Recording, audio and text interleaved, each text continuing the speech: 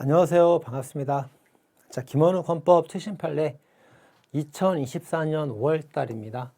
5월달이고, 자, 다음 카페 김원욱 클래스 들어오시면 자료 다운받을 수 있습니다. 자, 먼저, 자, 헌법 불합치 결정 한번 먼저 볼까요? 자, 가축이 살처분이 됐어요. 어떤 전염병 때문에 살처분 됐습니다. 그때 가축의 소유자가 사업자인 경우 보상금을 사육 농가에게만 지급하는 거, 헌법 불합치가 떨어졌어요. 자, 이제 살처분된 가축의 소유자가 축산계열화 사업자예요. 그래서 사업자니까 이제 회사겠죠. 회사가 있고, 뭐 서울우유나 이런 데겠죠. 서울우유, 남양우유 뭐 이런 조합 사업자. 그 다음에 이제 계약 사육 농가가 있겠죠. 사육 농가. 근데 이제 이 소가 소나 돼지나 이런 것들이 사업자, 뭐 하림, 서울우유, 뭐 이쪽 소유란 말이에요. 이쪽 소유고 이 사람은 이제 사육만 해주는 겁니다. 자, 그러다 이제 전염병 때문에 살처분 되었을 때 보상금을 사육 농가에게만 지급한다. 왜냐하면 서민이니까. 대기업보다는 서민을 보호하기 위해서 사육 농가에다가만 돈을 준다고 한 거예요. 자, 근데 헌법 불합치를 받았죠. 왜냐하면 얘만 손해 보는 게 아니고 얘도 손해 보는 거잖아요. 그래서 따져봐야지. 얘가 30% 손해 봤고 70% 손해 봤으면 보상금도 3대 7로 나눠서 주면 되는 거잖아. 나눠서 주면 될 거를 왜 얘한테 몰빵을 다 주냐 이거예요. 그래서 죄를 침해하죠. 위헌이다 이렇게 봅니다. 자, 규정한 가축전염병 예방법은 축산화 계열 사업자의 재산권을 침해한다 이렇게 봤어요. 자, 그러면 자, 재산권에 관한 제약이 있는데 그 재산권이 23조에 있죠. 23조이라는 재산권의 보장과 한계. 이 항은 재산권에 관한 제한. 사망이 공용 수용과 보상금 이렇게 돼 있잖아요. 그래서 재산에 관한 그 법률이 있을 때에는 여기 써 있네. 기본권 형성적 법률 유보입니다. 자경 참청사 이렇게 돼 있죠. 주로 이제 이 자유권에 관한 법률은 기본권 제한 법률 유보란 말이에요. 근데 재산권이나 그 다음에 나오는 거, 재산, 뭐 참정권 이런 것들은 전부 다 기본권 형성적 법률 유보이기 때문에 법률로서 기본권을 만들어주는 거란 말이에요. 따라서 재량 일탈 심사를 하게 됩니다. 그러니까 웬만하면 합헌된다 이거예요. 광범위한 형성 자유가 있다 이렇게 봅니다. 자, 그렇더라도 아무리 재량이 있다더라도 살처분 보상금을 소유자, 사업자랑 개인별로 지급함으로써 각자 경제 가치 손실에 비례한 보상을 해야 되는데 왜 얘한테 몰빵으로 다 주냐 이거예요. 얘는 왜 무시하냐 이거지. 자, 그런 점에서 헌법 불합치가 된다 이렇게 볼 거예요. 자, 중요한 판례고요. 자, 2번 보겠습니다. 자, 2번은 조금 이제 난이도가 있으니까 좀 주의해서 봐야 됩니다. 자, 먼저 이제 아래 참고절 아래 보시면 과거 헌법 불합치 결정이 나와 있어요. 헌법재판소는 별거나 갈출 등으로 실질적 혼인관계에 존재하지 아니하여 연금 형성에 기여가 없는 이혼 배우자에 대해서까지 법률은 기간을 기준으로 하여 이제 법률은 기간이 30년이거든요. 30년인데 20년은 배우자가 내조를 잘 했어요. 그러다 이제 집을 나가서 바람 나가고 집을 나갔단 말이에요. 그래서 10년 동안은 집안에다 내조한 게 하나도 없어요. 자, 그러면 이거는 집안에 도움을 준 기간이니까 기간 산정해 줘야 되고 가출해 도망간 바람 펴고 도망간 10년은 빼줘야 된단 말이에요. 근데 이걸 구별하지 않고 30년을 전부 다 기준으로 해서 분할연금 수급권 인정하는 것은 잘못됐다 이거죠. 그래서 헌법 불합치 결정이 과거에 떨어졌었어요. 과거에. 근데 헌법에 합치되지 아니하지만 개정할 때까지 잠정 적용하기로 한다. 이렇게 이제 헌재 헌법 불합치 떨어졌습니다. 자, 그래서 보면 자, 이제 A가 이제 공무원 연금을 받다가 이제 공무원 퇴직을 해서 연금을 받을 사유가 발생했다 이거 이렇게. 자, 공무원을 퇴직하면서 연금을 이제 받을 사유가 생겼습니다. 자, 그럼 이제 여기 이 A가 받을 연금이 배우자한테도 분할 지급돼야 돼요.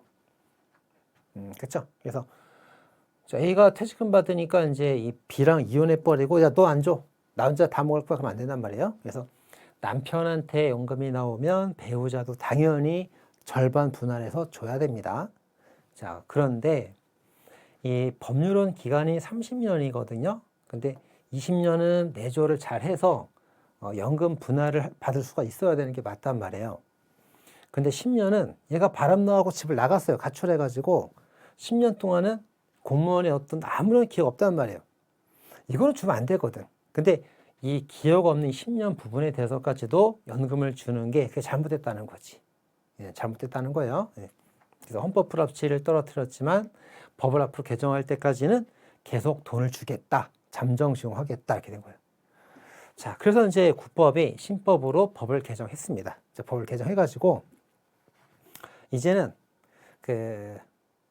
30년 중에서 20년만 기여가 있었던 20년만 연금을 분할해서 줄 것이고 10년 동안 기여가 없는 부분은 연금을 주지 못하겠다. 이렇게 법을 개정했습니다. 신법이 시행되고 있단 말이에요. 자, 그럼 이제 신법에 따라서 신법이 적용되게 되면은 10년치는 연금을 이제 못 받는 거예요. B가 못 받는 거예요. 자, 근데 경우의 수가 세 가지가 나왔습니다. 자, 첫 번째 1번. 자, 배우자 B한테 연금 분할 지급 사유가 발생하고 돈 받을 이행기가 생겨가지고 돈을 받은 경우. 그죠? 돈을 받을 사유가 생겨서 돈을 다 받은 경우. 2번. 자, 돈을 받을 사유가 생겼는데 아직 그 돈을 청구해서 받은 거는 신법 시행 후에 이행기가 도래해서 받을 수 있는 경우. 세 번째 사례. 자, 신법 시행 후에 사유가 발생하고 이때 돈을 받을 수 있었던 경우. 세 가지 있단 말이에요. 자, 그럼 이제 이 신법을 적용할지 말지 따질 때, 자, 1번 같은 경우는 사유가 발생을 했고 이행기가 도래해서 이미 이 30년 했다는 분할금을 다 받아 챙긴 사안이에요. 자, 요 잘못된 헌법 불합치긴 하지만 법을 계속 적용한다 그랬잖아요. 그러니까 요 신법 시행 전까지는 국법에 적용되는 거잖아요. 국법이 적용되는 거니까 국법에 따라서 돈을 다 받았단 말이에요. 완성된 사실에 대해서 신법을 적용하게 되면은 진정 소급 입법이 됩니다. 안 된다고. 신법을 적용하면 안 된다고. 그래서 받은 거는 빼줄 수 없다 되는 거예요.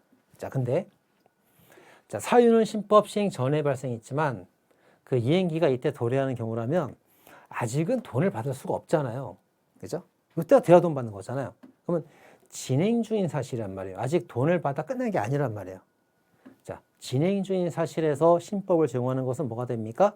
부진정 소급 입법이 되겠죠. 이건 신법을 적용해도 된단 말이에요. 되기 때문에 돈 못 받는다 해도 되는 거지. 근데 3번. 자, 신법 시행 이후에 사유도 발생하고 이행에 도래하는 거는 이건 장래입법입니다.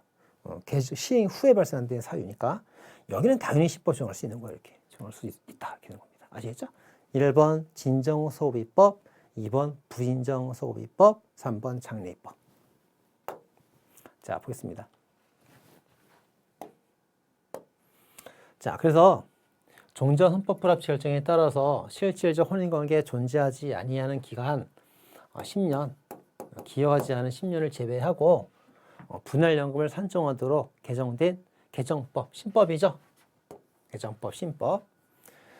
자, 신법 시행 후 최초로 분할연금 지급 사유가 발생하는 경우. 이게 뭐예요? 3번 사례죠, 아까? 1, 2, 3번이죠? 시행 후 사유가 발생된 경우. 3번 경우부터 적용하도록 국민연금법 부칙 조항이 있었다 이거예요. 자, 그러면 종전 헌법 불합치 결정 이후에 신법 시행일 전에 지급 사유가 발생했지만 신법 조항 시행일 이후에 이행기가 도래한 2번 사례죠. 그잖아요, 이거. 그죠? 헌법 불합치 결정 이후 신법 시행 전에 사유 발생했지만 신법 시행 후에 이행기 도래한 2번 사례. 자, 2번 사례. 자, 이번 사례에 대해서 적용하지 않도록 하는 거. 적용하지 않도록 하는 거는 평등원칙 위반된다. 이렇게 된 거예요. 이렇게. 자, 왜 그런가 보겠습니다. 자, 1번. 자, 신법 조항 시행일 당시에 이미 이행일까지 도달을 했대요.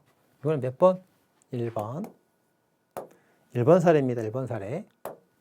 자, 1번 사례 같은 경우는 완성된 사실을 규율한 진정 소호입법이 되기 때문에 이건 뭡니까? 소급 적용하면 안 되잖아요. 소급 적용하면 안 된다고. 그래서 소급 적용하지 않도록 규정한 것은 나름 이유가 있다. 맞죠? 자, 근데 반면에 신법 조항 시행일 당시 아직 이행기가 도래하지 아니한 이게 2번이죠. 자, 2번 같은 경우에는 부진정 소급입법이기 때문에 이건 신법 조항의 적용을 배제하면 안 돼요. 적용해줘야지. 그렇죠? 자, 그래서 이게 헌법 불합치가 나온 거예요. 헌법 불합치가.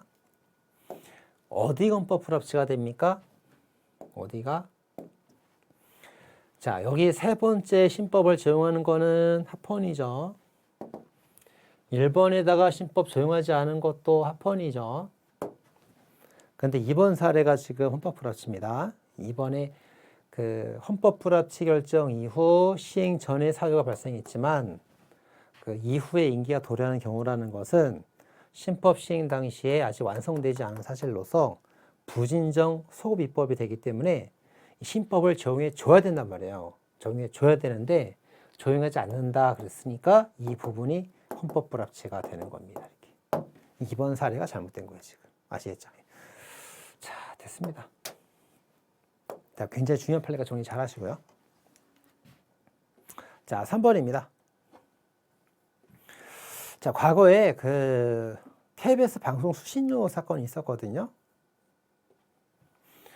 자, 30년 동안 우리가 KBS 방송, 그 TV 방송 수신료를 전기요금 고지서와 결합해갖고 같이 돈 냈었어요. 그래서 우리가 전기요금 고지서를 받아서 전기요금을 내면은 그 중에 KBS 방송 수신료가 2,500원이 같이 결제가 됐던 거예요. 자, 그동안 TV를 다들 보니까 이제 결제했었는데 이제 뭐 넷플릭스도 많이 보고 여러 이제 OTT나 여러 가지 공중파 방송을 잘 안 보잖아요, 요새. MBC, KBS 잘 안 보잖아요. 그러니까 정부가 이제는 분리징수하려고 한 겁니다. 그래서 전기요금하고 KBS 방송 수신료를 분리해서 전기요금 따로 얘를 따로따로 고지하려고 하는 거예요. 자, 따로따로 고지한다 그러면은 전기요금은 내지만 방송 수신료 안 내겠죠. 또 우리 집에 TV 없습니다. 그리고 돈 안 낼 거 아니에요. 자, 그래서 이제 KBS가 이러면 안 되는 거 아닙니까? 그동안 결합해서 같이 냈으니까 같이 해주세요. 이렇게 청구하고 이렇게. 그래서 그동안은 TV가 없어도 전기요금이 끊어질까봐 돈을 같이 냈었거든요. 근데 이제 분리징수하니까 KBS가 돈을 못 받게 생긴 거지. 그래서 이제 헌법소원 청구했던 겁니다. 이렇게. 근데 합헌이다 이렇게 나왔어요. 자, 이 두 번째 판단을 보면은 자, 법률 유보가 있죠. 법률 유보, 의회 유보 원칙.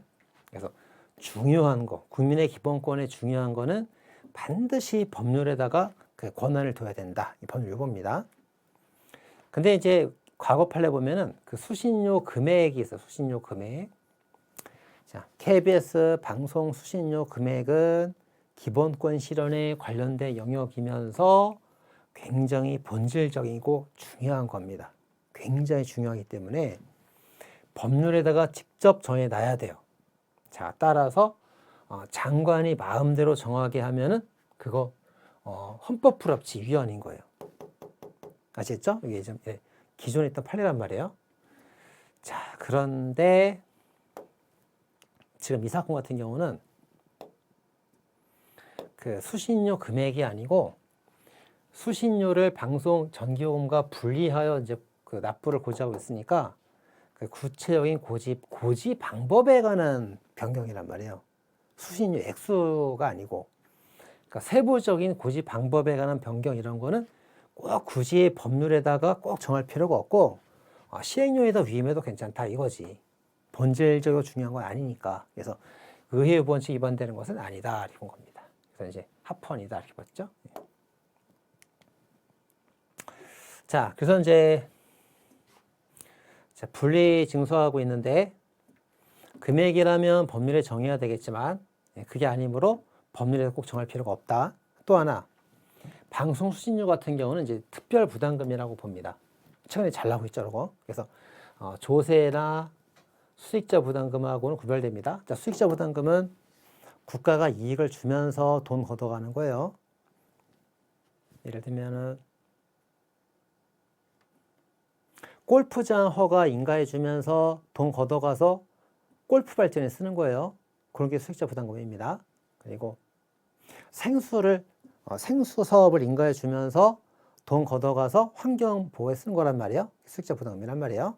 근데 특별 부담금은 뭐냐면 이익을 주면서 가져가는 게 아니고 그냥 어떤 특정 목적을 위해서 뺏어가는 거예요. 그냥 특별 부담금이랍니다. 그래서 세금도 아니고 특별 부담금에 해당된다고 또 주의해서 정리해야 됩니다. 이것도 됐죠? 자, 이렇게 이제 다 봤네. 자, 다음에 이제 여호와 증인 정당한 요구가 있을 때 현역으로 가지 않고 대체 복무하는 경우가 있잖아요. 대체 복무를 할 때 주로 이제 교정시설에 가서 일을 합니다. 자, 교정시설 가서 일을 하고 군대 현역은 18개월이거든요. 근데 2배, 3년 동안 36개월 동안 이제 복무해야 되고 집에 못 가요. 출퇴근 못하고 합숙해서 먹고 자고 해야 됩니다. 자, 거기에 대해서 이제 합헌 나왔어요. 합헌. 양심의 죄를 침해하는 거로 볼 수가 없다. 그리고 이제 국방의 의무, 국민의 의무죠. 국방의 의무는 국민의 의무이기 때문에 그 의무를 어떻게 복무 형태를 규정할 것인지는 입법 형성 자유가 있다. 입법 재량의 영역이다. 그래서 이제 합헌이 나왔습니다. 자, 대체복무위원회 정당가입 금지 합헌이에요. 자, 과거에 현역군인, 사회복무위원, 공중보건의사, 공익법무관 뭐 등등등 해가지고 정당가입 금지는 합헌이었어요. 다만 이제 사회복무위원회에서 어떤 판례 있었습니까? 밖에서 정직해라. 이렇게. 그래서 그 밖에 정치단체 가입을 금지한 게 있단 말이에요. 이건 위헌 나왔죠? 근데 뭐가? 목수해법에서 목적의 정당성이 있지만 수단의 적합성이 없기 때문에 위헌 나온 거 쭉 정리했었죠. 거기 있단 말이에요. 거기. 그래서 이게 정당가입 금지라서 합헌된 거예요. 그 밖에 정치단체라고 그랬으면 또 위헌 나올 수 있었다는 거지. 그래서 정당하고 정치단체 정치하고 헷갈리면 안 돼. 정당은 합헌, 그 밖에 정치는 위헌입니다. 자, 대체복무 이제 생활관이 있는데 교정시설에서 일하면서 생활관 가서 먹고 자고 한단 말이에요. 근데 공용 공간에 CCTV 설치는 합헌입니다. 뭐 화장실 이런 사적 공간 말고 공용 공간 CCTV 이제 합헌 나왔습니다.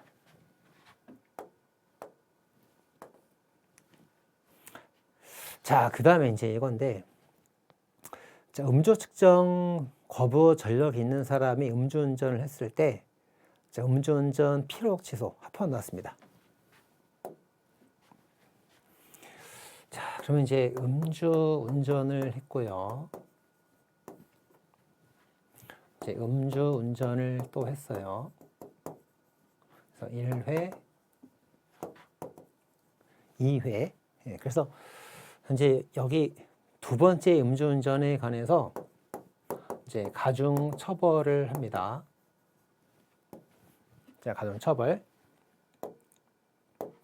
자, 요거는 위헌이에요. 위헌. 저희 판례 알죠, 여러분들? 유용한 판례잖아요. 자, 왜 위헌입니까?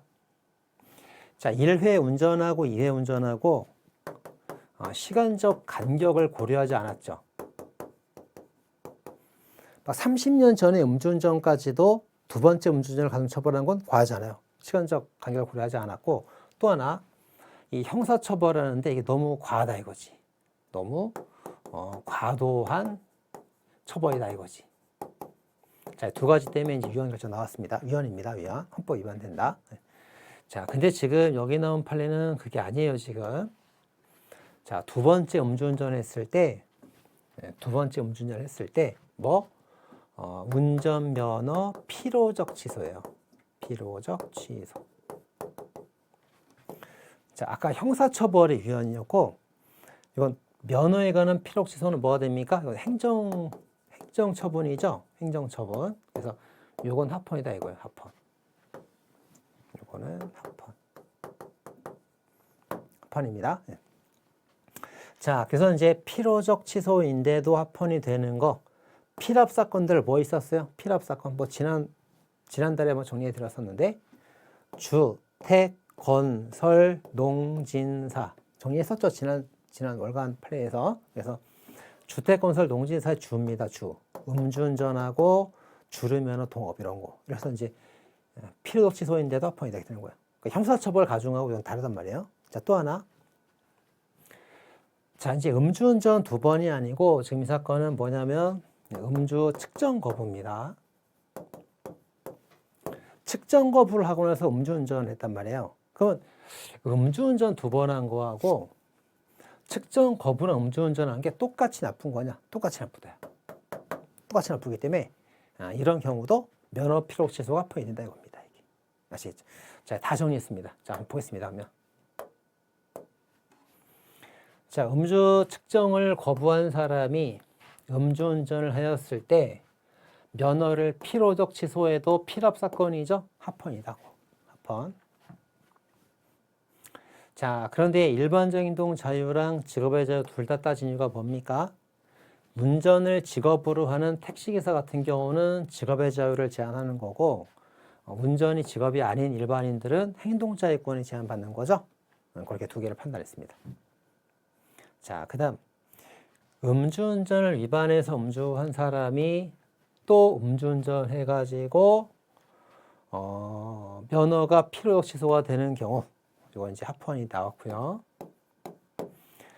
음주 측정을 거부해서 한 사람이 또 음주운전 한 사람하고 준하여 똑같이 벌할 필요가 있다 그랬으니까 음주운전 2번 한 사람하고 측정 거부나 음주운전 한 사람을 똑같이 필요면허 취소할 수 있다는 거예요. 똑같이. 그죠? 똑같이 준하여 제재할 필요성이 인정이 된다. 이 제재가 행정제재입니다. 필요적 면허 취소니까 행정제재. 행정제재 필요성이 인정된다. 다 봤죠, 이제? 자, 8번입니다.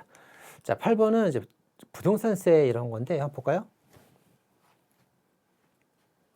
자, 집에 아빠가 있고요.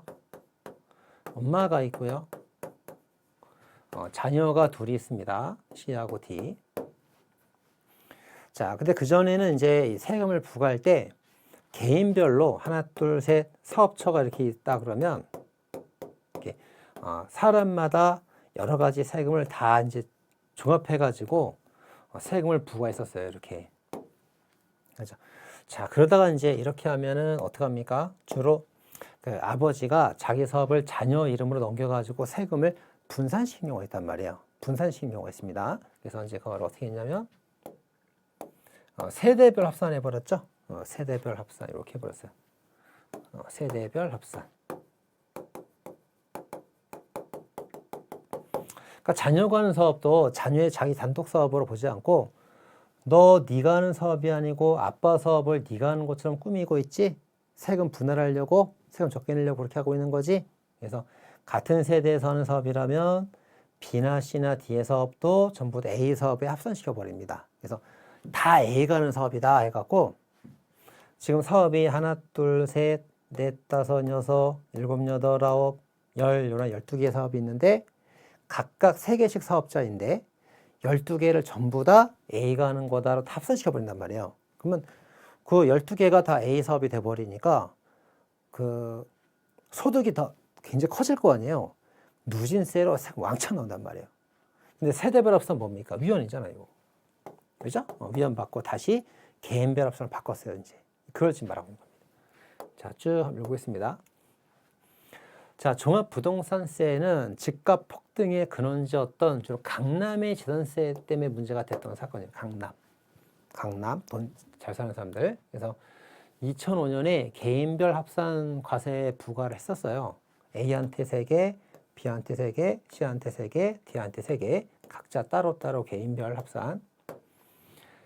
자, 근데 공동 명의로 바꾸면 종부세를 피할 수 있다는 게 알려지면서 그러니까 이제 배우자나 자녀 명의로 사업을 12개를 3개씩 다 쪼개버린다고. 그럼 누진세를 피할 수 있단 말이에요. 알려지면서 2006년에 세대별 합산 부과로 바뀌었죠. 그래서 12개 사업을 A한테 다 몰빵해갖고 세금 부과해버린 거예요. 자, 바꿨는데 2008년도에 위헌 결정을 받았죠. 이게 위헌 결정 받았단 말이에요. 세별 합산. 그래서 2009년도에 다시 인별 합산 제도로 다시 바뀌었고 그 다음에 이제 세금을 좀 깎아주려고 이제 또 막 너무 과하게 하지 않고 세금을 좀 깎아주려고 정권이 바뀌었어요. 그래서 공시가격의 80%로 낮춰져 보려고 공정시장 가액 비율을 도입하게 되었습니다. 주로 이제 공시가격을 기준으로 해가지고 뭐 부동산 100억이다 그러면 100억에 대한 세금을 왕창 부과하는데 정권이 바뀌면서 한 80%만 세금을 부과하려고 깎아주려고 이런 걸 또 만들어냈단 말이에요. 법률로 만들어냈고, 그다음에 문재인 정부에서는 또 이제 2018년부터 집이 3개 이상인 사람, 그다음에 조정 대상 지역은 2개 이상인 사람. 조정 대상 지역이 강남이에요, 강남. 그래서 전국에 집을 3개 이상 가지고 있거나 강남에 집을 2개 가지고 있는 사람은 세금 왕창 냅니다. 중과세 한단 말이에요. 중과세. 이렇게 문재인 정부가 또 바꿨습니다. 자, 그래서 이제 이 중과세하는 주택수를 계산해 보니까 그전에는 이제 중과세하는 그 세대수가 3만 명이었거든요. 근데 이렇게 조정지역, 강남은 2주택 이상 그러니까 27만 명이 이제 중과세를 내게 됐단 말이에요. 자, 이런 사안입니다. 자, 가만 보니까 어떤 생각이 들어요? 세금이라는 게 그 입법 형성 자유가 있기 때문에 국가가 이렇게 바꿨다 저렇게 바꿨다 자주 한단 말이에요. 다 합헌이고 요거 딱 하나 세대별 합산 요거 하나만 위헌입니다. 그죠? 자, 세대별 합산 위헌이고 또 뭐 있어요? 혼인할 때 합산하는 제도 있죠? 혼인할 때 과세 합산하는 제도, 요거 합산제도 요 2개만 위헌이에요. 요 2개 위헌이고 나머지 세금에 관한 건 싹 다 합헌입니다. 자, 그렇게 하면 돼요. 자, 그래서 이제 이 사건도 뭐 공시가격, 공정시장 가액 비율, 조정 대상 지역, 주택 속에서 다 합헌이라고, 다 합헌 이렇게 정리하면 되겠습니다. 자, 9번입니다. 자, 문화재수리 시행령 조항에 보면은 그 보존과 기술자 1명을 반드시 기술 능력 갖추도록 해야 되고요. 그 다음에 그 기술자가 보존 처리 건수를 1년에 뭐 한 달에 한 2~3건으로 제한을 하고 있습니다. 왜 그래요? 문화재 수리한다고 그래갖고 아무나 와갖고 뭐 시멘트 발라갖고 그러면 안 되잖아요. 그래서 보존기술 과학자 자격이 있는 사람이 꼭 1명씩 있어야 되고요.